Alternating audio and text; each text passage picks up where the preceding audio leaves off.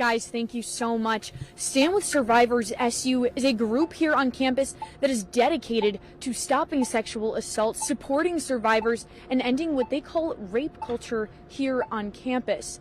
But one person who was here on Saturday and who was part of the organization up until last night talked with me earlier about some of the reasons that he decided to leave this group, even though he still fully supports what they believe and what their message is. And one of those reasons that he decided to leave was some leadership struggles within the group. What's been very sad to see is the president's kind of taken over all ownership of the organization, and we actually set up on Sunday, as a part of my recommendation, a PR board so that the president wouldn't have to be putting out all of these statements constantly on the Instagram.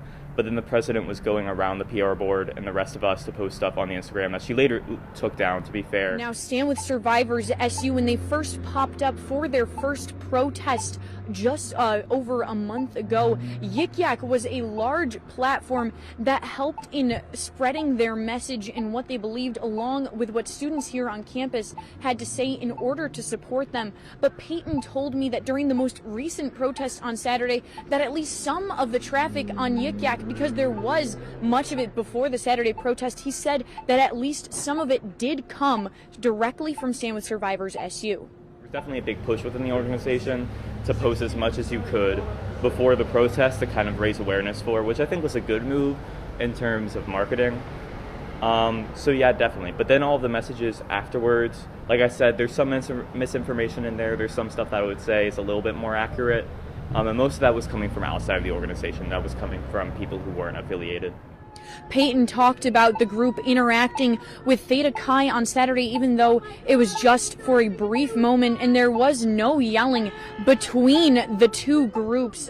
There was no yelling. There was just a little bit of interaction between the two, but he ultimately discussed why he decided to leave the group officially, saying that he just didn't see them heading in the right direction for himself, even though he still fully supports what they believe. It's not headed in the direction of the goodwill of the people again, and if it keeps going down that direction, I think we're going to see it go up in flames. Really, I think what it's become is it's become less about standing with survivors, and it's become more about people standing with themselves. As I said, Stand with Survivors SU is a group here on campus with a very specific message that is conveyed both through their in-person protests, events, and gatherings, along with directly on their social media. Tonight on their Instagram, they held an Instagram Live to discuss Saturday night as well as what their message is. You can learn even more about them and their message on their Instagram page. Guys,